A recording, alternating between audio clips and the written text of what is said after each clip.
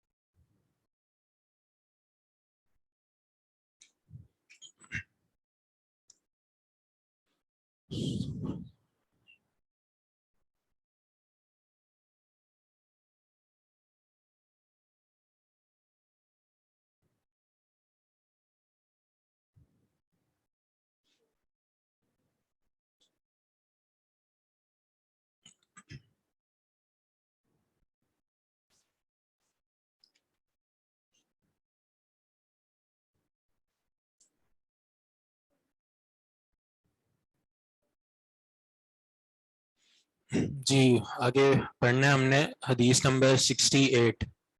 کون پڑھے گا؟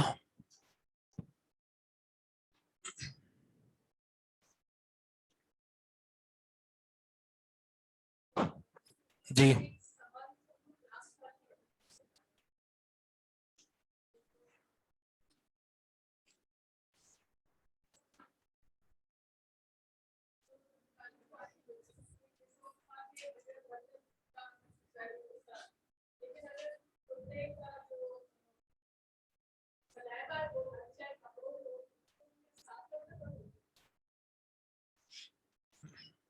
سوال کیا گیا کہ اگر کتے، جیسے ہم نے حدیث پڑھی ہے سؤر الکلب میں، تو اگر کتے کا سلائیوا ہمارے کپڑوں پہ لگ جائے تو اس کا کیا حکم ہے؟ کیا اس کو بھی 7 مرتبہ دھونا ہے؟ تو نہیں، اس کو 7 مرتبہ نہیں دھونا۔ اس کا حکم یہ ہے کہ آپ اس کو دھوئیں گے، صاف کریں گے، اس کا حکم نجاست والا ہے، لیکن اس کو 7 مرتبہ نہیں دھونا۔ 7 مرتبہ دھونے کا حکم شریعت نے صرف برتن کے ساتھ خاص رکھا ہے۔ آگے پڑھیں حدیث۔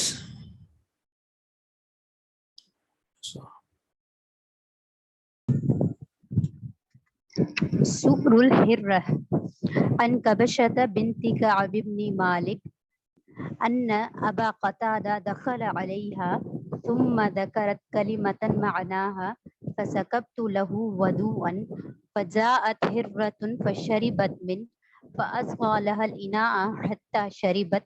قالت كبشة فرآني أنظر إليه فقال أتعجبين يا ابنة أخي؟ فقلت نعم. قال إن رسول الله صلى الله عليه وسلم قال إنها ليست بنجس إنما هي من الطوافين عليكم والطوافات. ٹھیک ہے، بارک اللہ فیک۔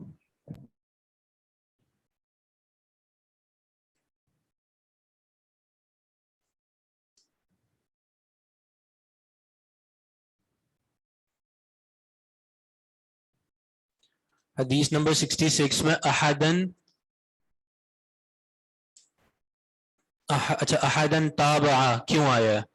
تو اس کی بات ہم نے کر دی تھی۔ اس کا مطلب یہ ہے کہ امام نسائی فرماتے ہیں کہ میں کسی کو نہیں جانتا جس نے متابعت کی ہو علی بن مسہر کی۔ متابعت کا مطلب ہم نے بتایا تھا، یعنی بالکل پیروی ہو بہو الفاظ میں۔ تو وہ اس پہ ایک مکمل وضاحت تھی، وہ پھر انشاءاللہ بعد میں دیکھتے ہیں اس کو۔ یہ جو حدیث ابھی پڑھی گئی ہے اس کا باب ہے باب سؤر الحرتی۔ سؤر معنی جھوٹا، اور الحرہ کسے کہتے ہیں؟ بلی کو۔ معنی بنے گا بلی کا جھوٹا، یعنی اگر کسی برتن میں بلی نے منہ مار دیا ہے تو اس برتن کا کیا حکم ہے، اور کیا اس برتن میں جو موجود چیز ہے اس کا کیا حکم ہے کہ وہ پاک رہے گی یا ناپاک رہے گی. تو اس کا کیا حکم ہے؟ اس کا حکم امام نسائی نے حدیث ذکر کر کے بیان فرما دیا ہے. ان کبشۃ بنت کعب بن مالک، کبشہ بنت کعب بن مالک، یہ کعب بن مالک صحابی ہیں، ان کی بیٹی ہیں کبشہ.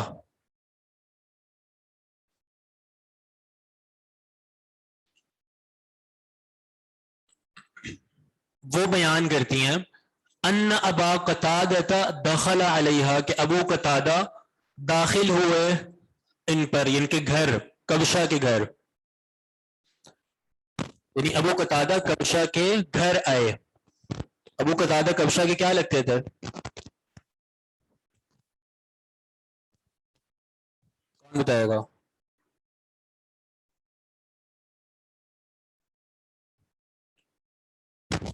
سسر، جی بالکل. ابو قتادہ کبشہ بنت مالک کے، کبشہ بنت کعب کے سسر لگتے تھے.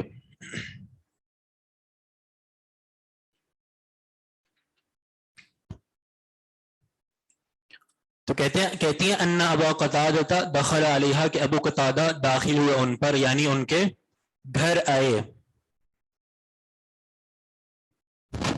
سسر تھے، سسر. یعنی ابو قتادہ نے اپنے بیٹے کی شادی کی تھی کبشہ سے.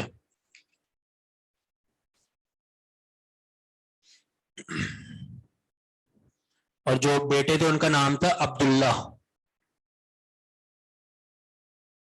ابو قتادہ کے جو بیٹے یعنی کبشہ کے جو شوہر تھے ان کا نام تھا عبداللہ بن ابو قتادہ.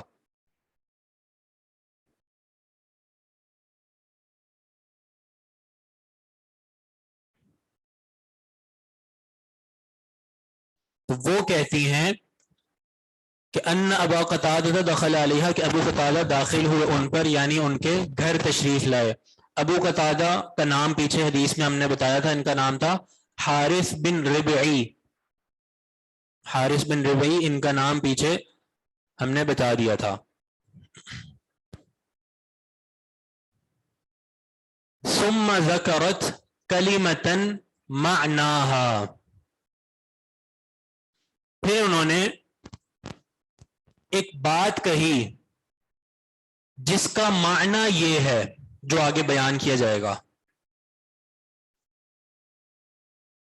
یعنی یہ راوی بیان کر رہا ہے کہ پھر کبشہ نے ایک بات کہی جس کا معنی میں آگے بیان کر رہا ہوں. حارث بن ربعی ایسے لکھیں گے جی، بس یہ با کے بعد یا نہیں آئے گا، ربعی، با عین یا ایسے لکھنا ہے.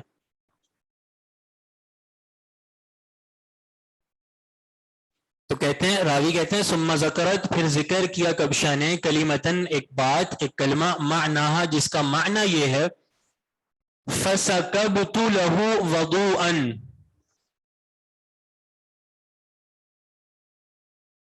میں نے ان کے لیے وضو کا پانی رکھا.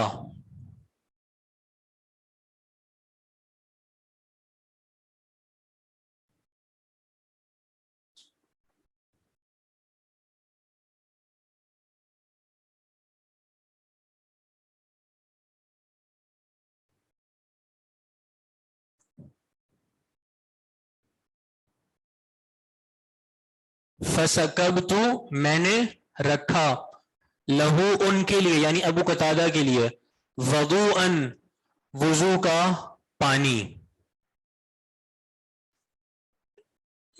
تو یہاں سے انشاءاللہ پھر نماز کی بات پڑھتے ہیں. سبحان اللہ.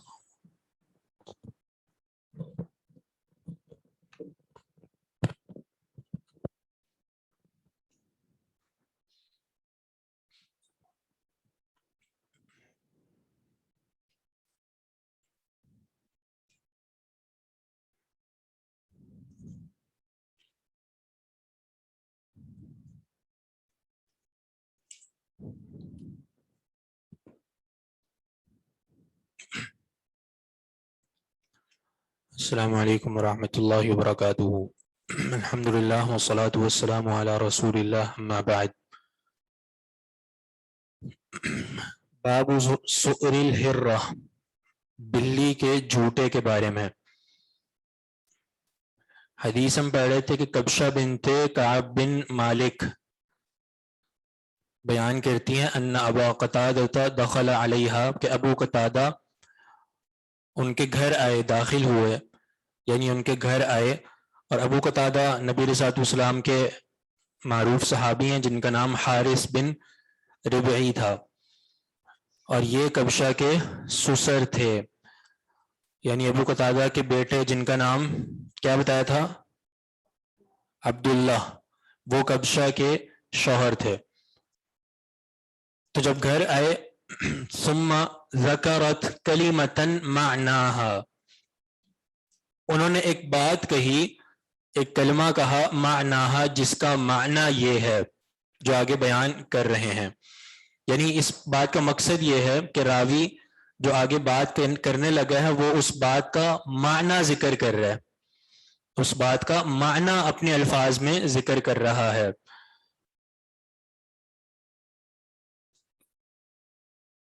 کس طرح؟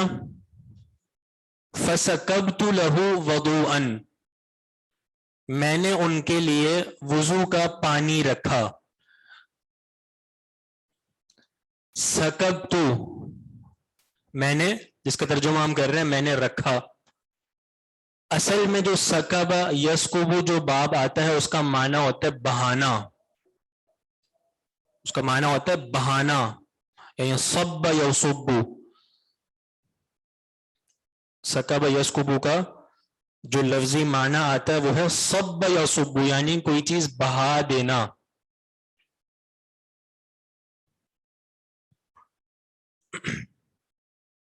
یہاں پہ جو مراد ہے وہ یہ ہے کہ کبشہ کہتی ہیں کہ میں نے ابو قتادہ کے لیے وضو کا پانی رکھا تیار کر کے تاکہ وہ اس میں سے وضو کر لیں.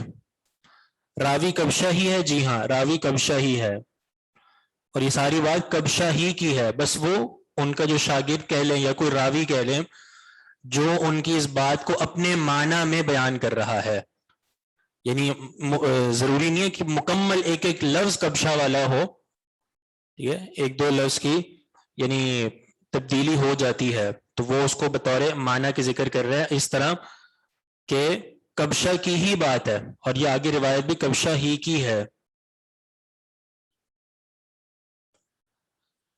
جی یہ بھی آپ کو بتایا تھا کہ وضو جو ہم کہتے ہیں جب اس کے واو کے اوپر فتحہ ہو تو اس وقت اس کا معنی کیا ہوتا ہے؟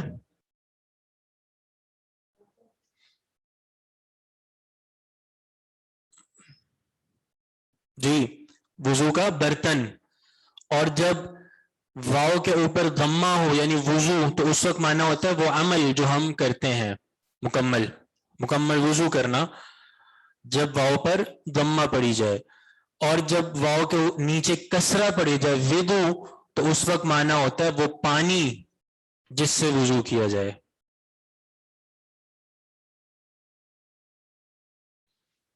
تو میں نے ان کے لیے وضو کا پانی رکھا. فجاءت ہرۃ، بس ایک بلی آئی. فشربت منہ، اس نے پیا، منہ اس میں سے، کس میں سے؟ جی وضو کی طرف جائے گی یہ منہ ضمیر.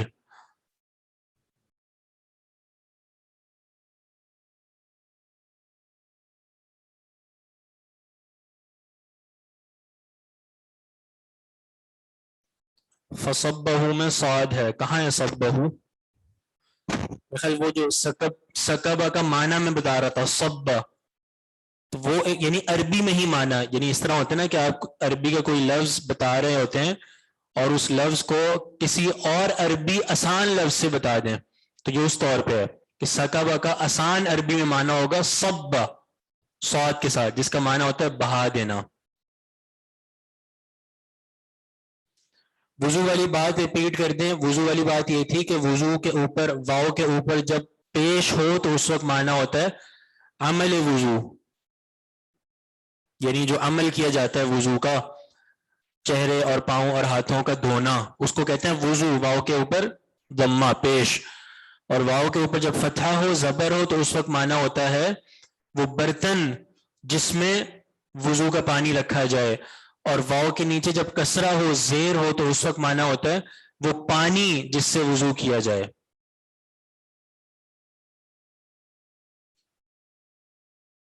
وضوءن کا معنی میں نے کیا بتایا تھا؟ پانی کا وضو کا پانی یا وضو کا برتن؟ برتن ہی بتایا تھا میرے خیال.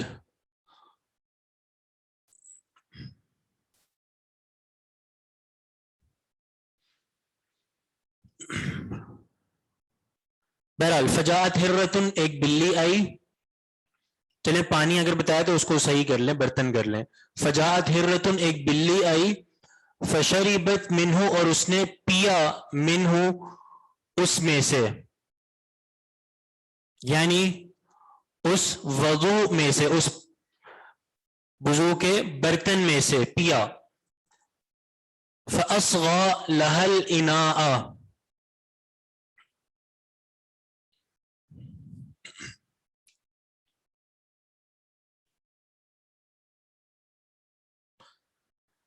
جھکا دیا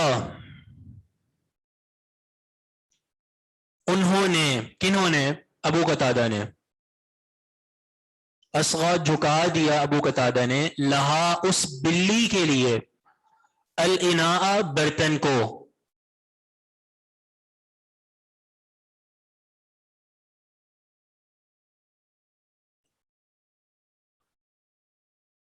فاصغا جھکا دیا انہوں نے, یعنی ابو قتادہ نے, لہا اس کے لیے, اس بلی کے لیے, الاناء برتن کو.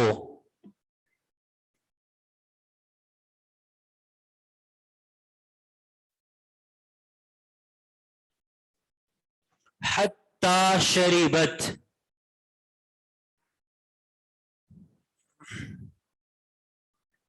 یہاں تک کہ اس نے پانی پی لیا,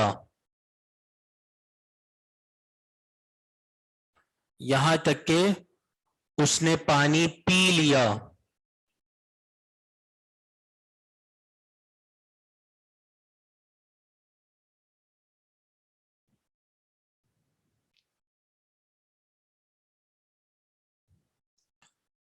قالت کبشۃ, کبشہ آگے مزید کہتی ہیں, فرآنی, ابو قتادہ نے مجھے دیکھا, انظر الیہ, کہ میں دیکھ رہی ہوں ان کی طرف.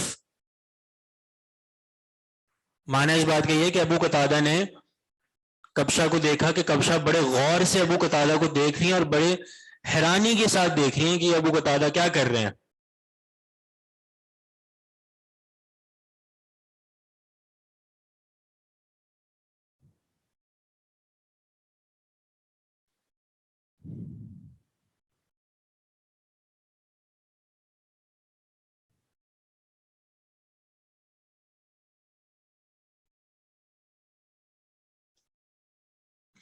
تو کیا مطلب اس کا, کبشہ کا کہنے کا, فرآنی, پس دیکھا انہوں نے مجھے, یعنی ابو قتادہ نے.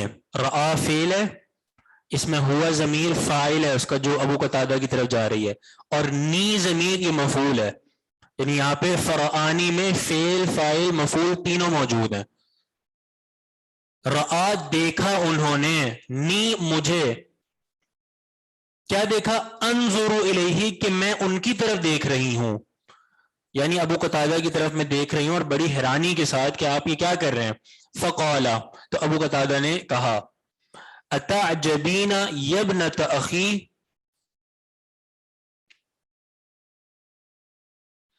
اے میری بھتیجی تم حیران ہو رہی ہو. اتعجبین, کیا تم حیران ہو رہی ہو. یبنۃ اخی, اے میری بھتیجی.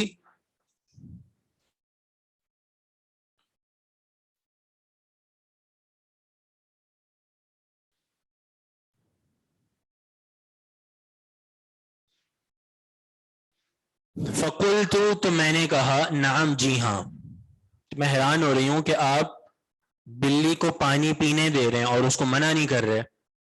قال تو ابو قتادہ نے کہا ان رسول اللہ صلی اللہ علیہ وسلم قال کہ بے شک نبی علیہ الصلوۃ والسلام نے فرمایا تھا انہا لیست بنجس، بے شک یہ بلی لیست بنجس نجس نہیں ہے، ناپاک نہیں ہے.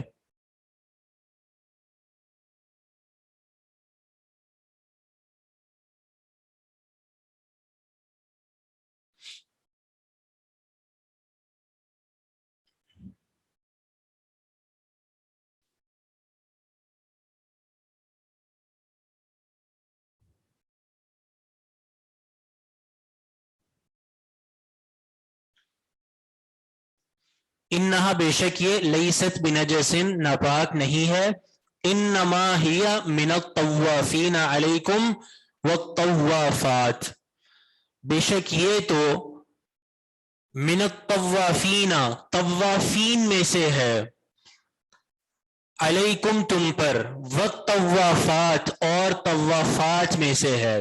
طوافین طوافات کا کیا معنی ہوگا؟ جی جو ہم طواف کہتے ہیں اس کا کیا مطلب ہوتا ہے؟ ارد گرد گھومنا، چکر لگانا، اسی وجہ سے اس کو طواف کہا جاتا ہے بغیر شد کے. یہ جو لفظ ہے جس کا معنی ہے طواف، یہ مبالغے کا لفظ ہے، مبالغے کا صیغہ، اسم مبالغہ، جس کا مطلب کیا جائے گا طواف بہت زیادہ چکر لگانے والا، اسی کی جمع ہے الطوافین، بہت زیادہ چکر لگانے والے.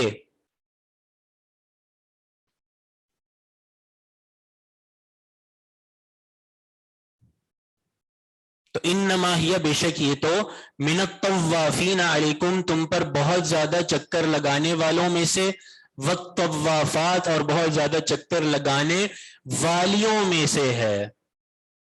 طوافین مذکر کے لیے اور الطوافات مؤنث کے لیے، دونوں مبالغے کے صیغے ہیں.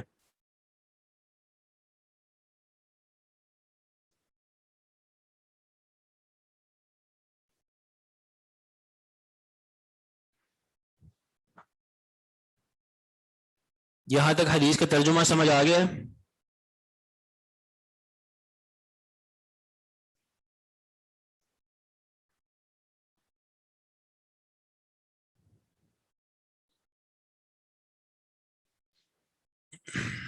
ٹھیک ہے.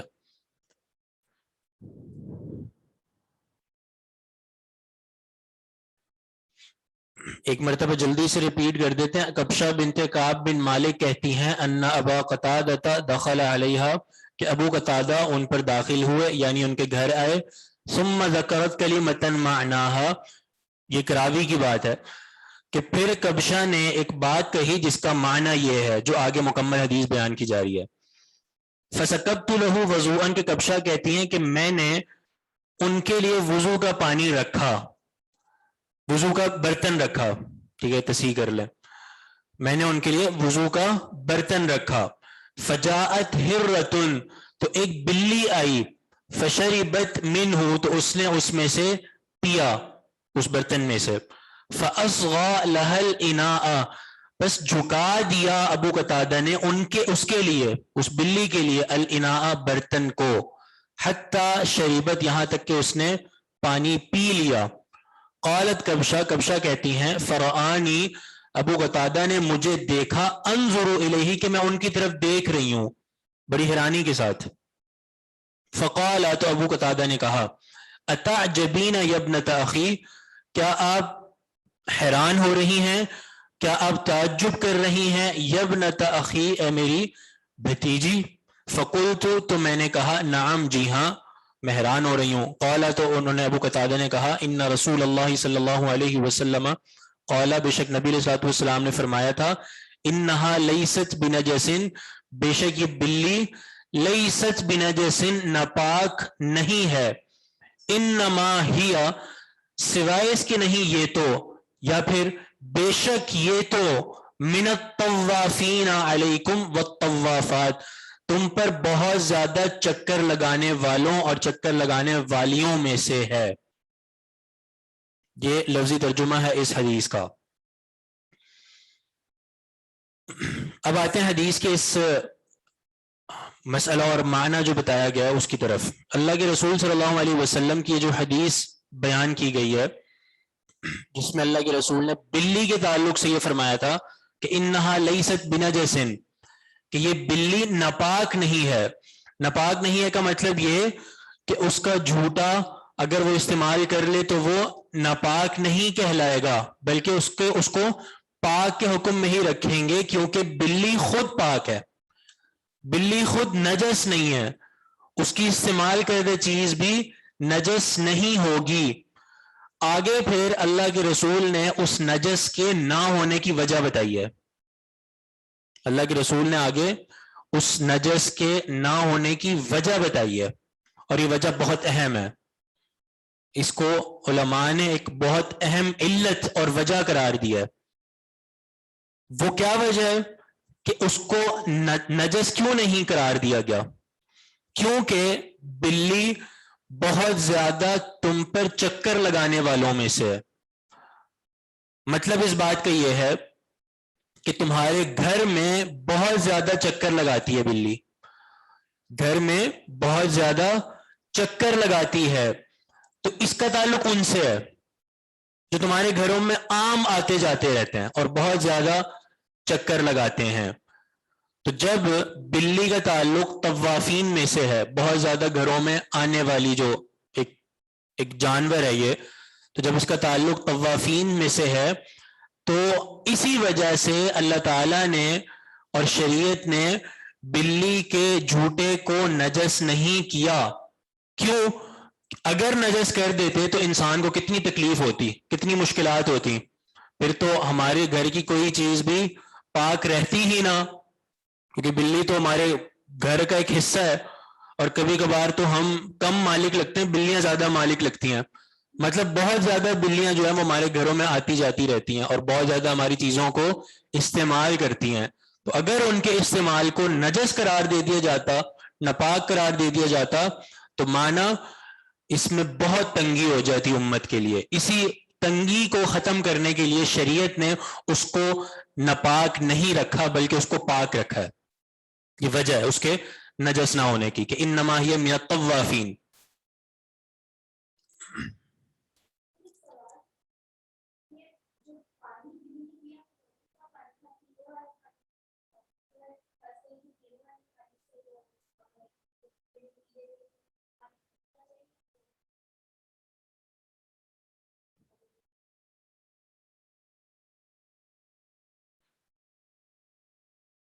جی، سوال ہے کہ اگر وہ پانی پینے والا ہوتا اور اس میں اگر بلی نے منہ ڈال دیا ہے تو اس پانی کو پینے کے لیے استعمال کیا جا سکتا ہے؟ تو بالکل. جب اللہ کے رسول نے یہ فرما دیا کہ وہ نجس نہیں ہے تو مانا اس کا پانی پاک ہے. جھوٹا جو جھوٹا ہے وہ بالکل پاک ہے، اس کو آپ پینے کے لیے بھی استعمال کر سکتے ہیں. اگر آپ کی طبیعت گوارا نہیں کرتی تو آپ اس کو ضائع کر سکتے ہیں. مطلب ضروری نہیں ہے کہ اب پینا پڑے گا، مطلب آپ کی طبیعت پر ہے. اگر آپ اس کو استعمال کرنا چاہتے ہیں تو بلا شک اور بلا تردد اس کو استعمال کر سکتے ہیں، کیونکہ اس کا جھوٹا پاک ہے. پینے کے لیے بھی استعمال کر سکتے ہیں. بلے کا پالنا ٹھیک ہے، پالنا ٹھیک ہے اگر آپ نے اس کو خریدا نہیں ہے، خریدا نہیں ہے تو پھر ٹھیک ہے.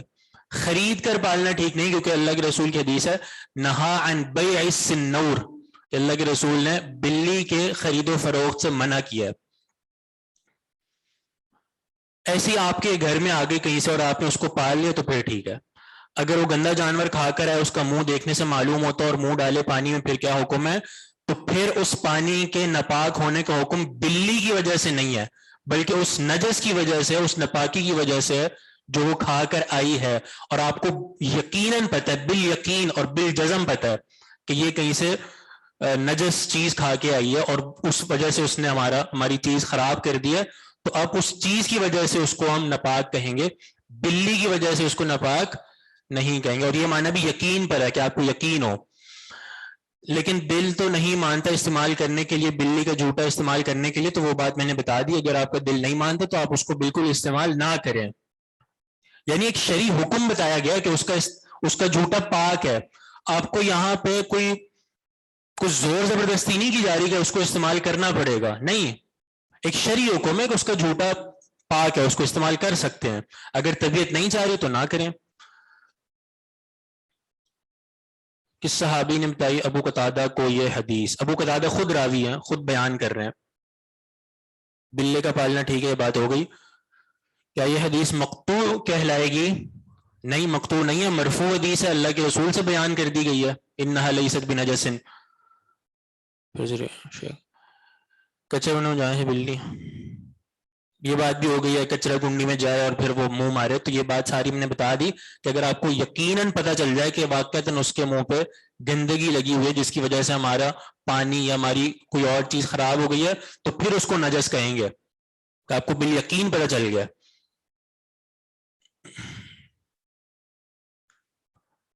بلی کو پالنے والی حدیث، اچھا وہ حدیث پالنے والی کے تعلق سے نہیں ہے، وہ خرید و فروخت کے تعلق سے۔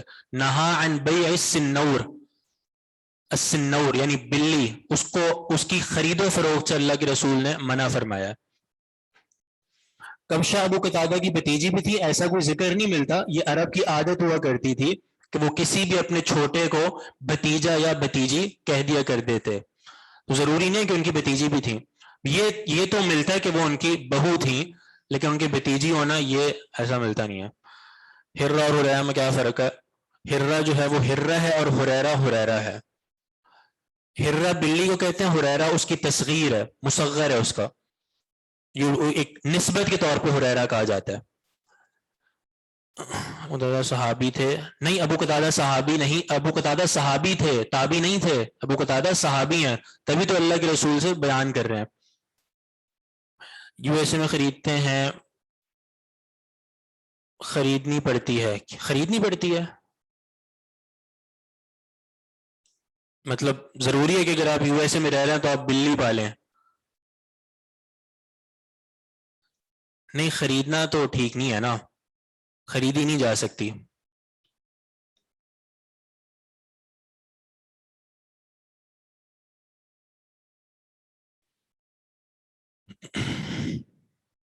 چلیں بہرحال یہ حدیث ہے، تو اللہ کے رسول نے جو باب سے مناسبت ہے وہ آپ لوگوں کو سمجھ آ گئی ہوگی کہ سکر الحرہ پاک ہے، کیونکہ وہ حدیث سامنے ساری گزری کہ ابو قتادہ نے اس کو پانی پینے دیا کہ تم پیو، اور پھر آخر میں حدیث بھی بیان کر دی اللہ کے رسول سے، کہ اللہ کے رسول نے حدیث بیان کی تھی کہ کہ بلی جو ہے وہ ناپاک نہیں ہے، اس کی وجہ بھی بتائی کیونکہ وہ بہت زیادہ طواف میں سے ہے، بہت زیادہ تمہارے گھروں میں چکر لگانے والوں میں سے۔ شریعت نے ایک اور چیز کو بھی طواف کا ہے، وہ کیا ہے؟ طواف سورہ نور پڑھی ہے آپ لوگوں نے؟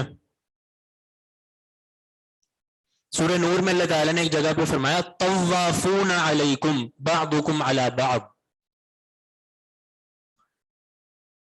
یہ ایک مسئلہ تھا جو سورہ نور میں بیان کیا گیا ہے استئذان کا، کہ تمہارے گھر میں ہر کسی کو اجازت لے کر آنا چاہیے، مگر کچھ لوگ ایسے ہیں وہ بغیر اجازت کے بھی آ سکتے ہیں۔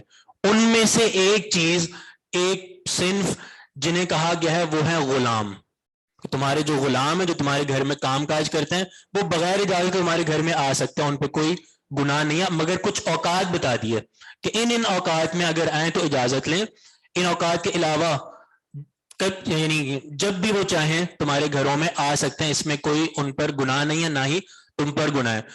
وجہ کیوں بتائی؟ وجہ کیا بتائی گئی؟ ان کو بھی طواف کہا گیا، طوافون علیکم، کیونکہ وہ بھی بہت زیادہ تم پر چکر لگانے والوں میں سے ہیں۔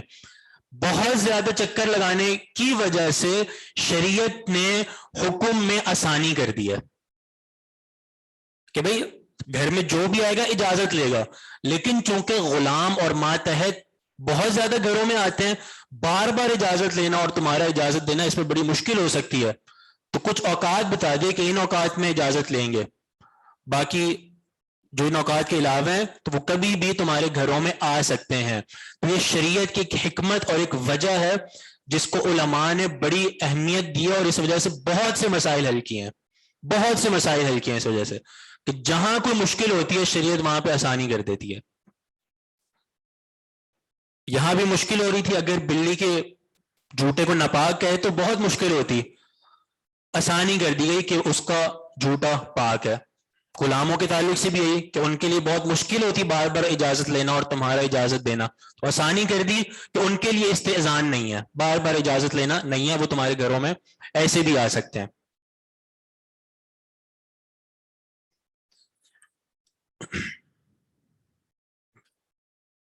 تو یہ یعنی کہ ایک بہت عظیم وجہ جو اللہ کے رسول نے بتائی ہے طواف۔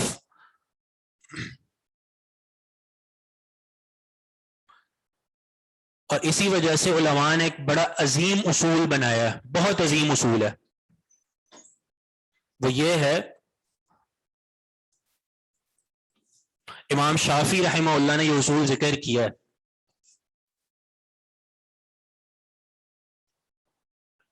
الامر اذا ضاق اتسع، الامر اذا ضاق اتسع۔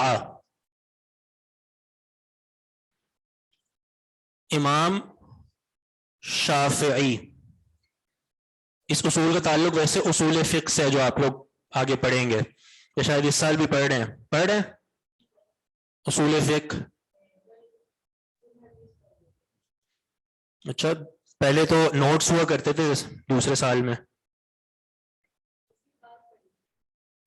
اچھا دوسرے سیمسٹر میں، ٹھیک ہے۔ امام شافعی جو ہے نا وہ اصول فقہ کے موجد ہے، یعنی ابتدا امام شافعی نے کی ہے اصول فقہ کی، انہوں نے یہ اصول ذکر کیا، الامر اذا ضاق اتسع، جب کوئی معاملہ تنگ ہو جائے، ضاق کا معنی ہوتا ہے تنگ ہو جانا، ضیق تنگی، جب کوئی معاملہ ضاق تنگ ہو جائے، اتسع وہ اتنا ہی کشادہ ہو جاتا ہے، اتنا ہی اس میں آسانی ہو جاتی ہے، یہ اس کا ترجمہ ہے اس اصول کا، کہ جب کوئی معاملہ تنگ ہو جائے گا تو اس معاملے میں اتنی ہی فراخی اور اتنی ہی اس میں وسعت کر دی جائے گی، شریعت اتنی ہی اس میں آسانی کر دے گی۔ اب یہی اصول آپ اس اصول کے ذریعے بے شمار مسائل حل کر سکتے ہیں، یہاں پہ آپ کو یہ اصول حدیث میں اور قرآن کی آیت طوافون سے یہ اصول نکل رہا ہے، اس سے آپ بے شمار مسائل حل کر سکتے ہیں، کہ جہاں جہاں آپ کو مشکل ہوگی نا، شریعت آپ کے لیے وہاں وہاں آسانیاں کرتی رہے گی۔ آپ کو بلی کے حوالے سے مشکل ہوتی کہ اس کو اگر نجس قرار دے دیتے تو آپ کا رہنا مشکل ہو جاتا اور چیزوں کا استعمال کرنا مشکل ہو جاتا، تو اتسع وہاں پہ بھی کشادگی کر دی گئی کہ وہ بالکل پاک ہے۔ غلاموں کے بارے میں کہ وہ بار بار استئذان کریں بڑی مشکل ہوتی، تو اتسع شریعت نے وسعت کر دی کہ ان کے لیے استئذان ضروری نہیں ہے، وہ تمہارے گھروں میں ایسے بھی آ سکتے ہیں۔ ایک انسان کھڑے ہو کے نماز پڑھنا ضروری ہے، لازم ہے، اگر کھڑے ہو کر نماز نہیں پڑھ سکتا تو شریعت نے اس کے لیے آسانی کر دیا، بیٹھ کے پڑھ لو، بیٹھ کے نہیں پڑھ سکتا لیٹ کر پڑھ لو، تو یہ آسانی ہوتی جاتی ہے۔ تو یہ شریعت کا ایک عظیم اصول ہے، اور اس اصول کے ذریعے ہم بہت سے معاملات کو حل کرتے جاتے ہیں، کہ معاملہ جتنا مشکل ہوگا انسان کے لیے، شریعت اتنی ہی اس میں آسانیاں پیدا کر دے گی۔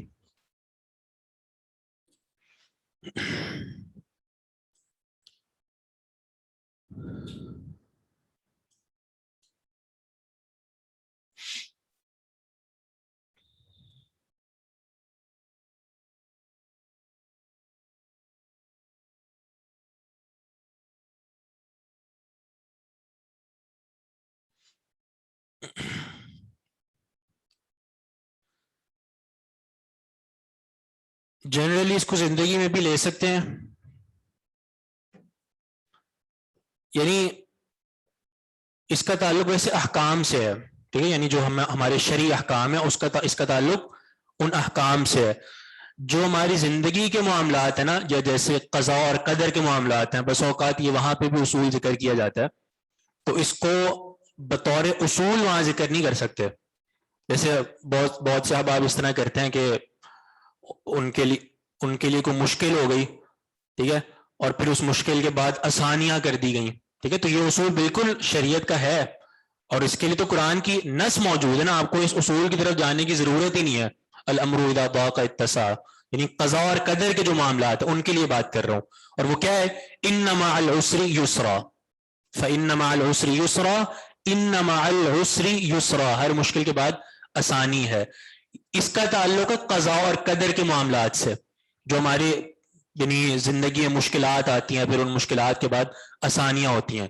جو یہ اصول جو امام شافعی نے, ظاہر ہے یہ اصول بھی جو بنائے جاتے ہیں نا قرآن و حدیث کے نصوص سے نکالے جاتے ہیں, تو یہ اصول بھی جو بنایا گیا ہے یہ اس کا تعلق ہے احکام سے, کہ احکامات میں انسان کو جتنی مشکل ہوگی شریعت ان احکام میں اتنی ہی آسانی کر دے گی.